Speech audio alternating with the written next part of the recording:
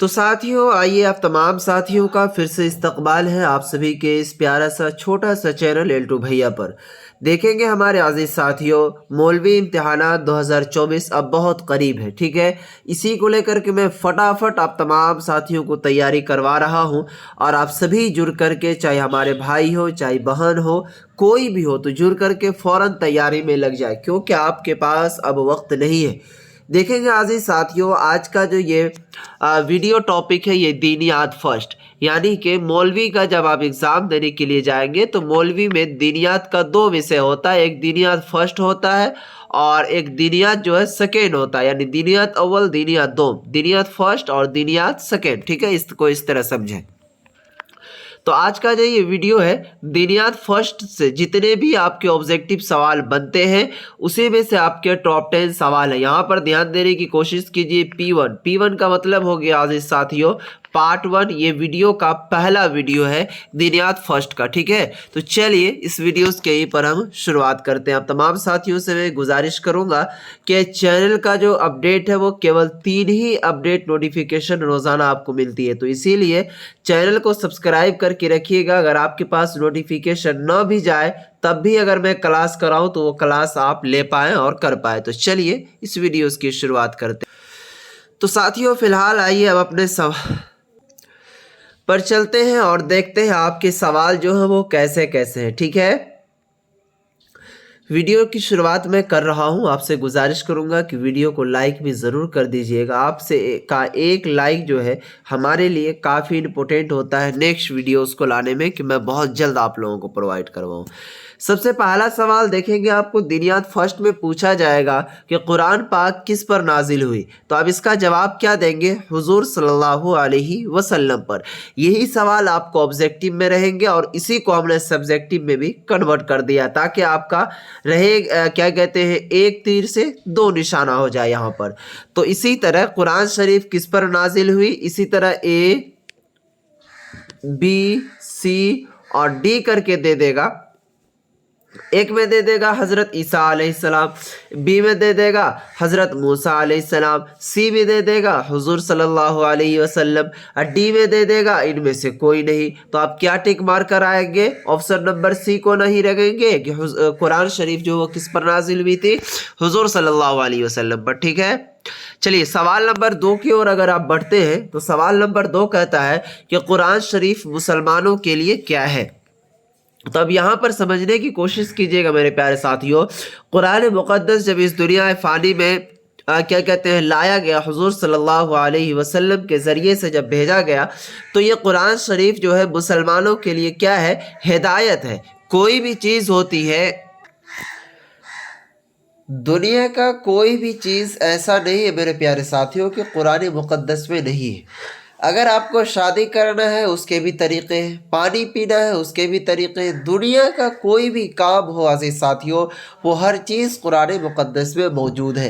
तो इसीलिए यहाँ पर सवाल आपसे पूछा जा रहा है कि कुरान शरीफ जो मुसलमानों के लिए क्या है? तो हिदायत है, ठीक है अज़ीज़ साथियों। आइए उसके बाद सवाल नंबर 3 की ओर बढ़ेंगे। तो सवाल नंबर 3 कहता है कि कुरान शरीफ को छूने के लिए वज़ू ज़रूरी है या नहीं।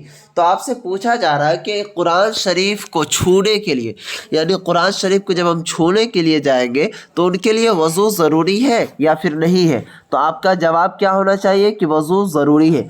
यहीं पर आपसे एक सवाल और पूछ दे कि कुरान शरीफ को पढ़ने के लिए वज़ू ज़रूरी है या नहीं, क्योंकि ये सवाल को घुमा फिरा के पूछता है बोर्ड वाला।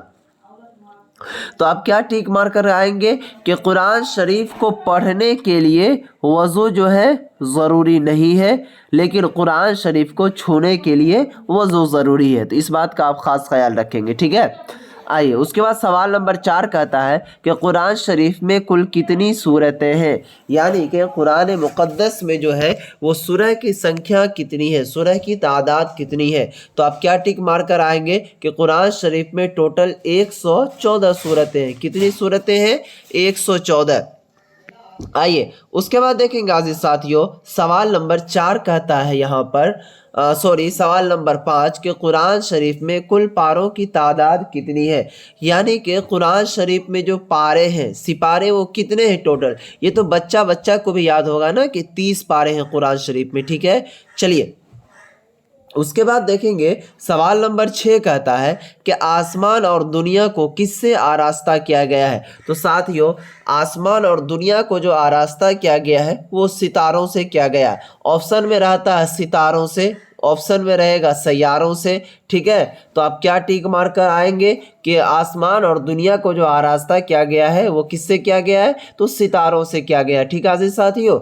आइए उसके बाद जब आप सवाल नंबर 7 की ओर बढ़ेंगे तो सवाल नंबर 7 कहता है कि सूरह मुल्क जो है कहाँ नाजिल हुई।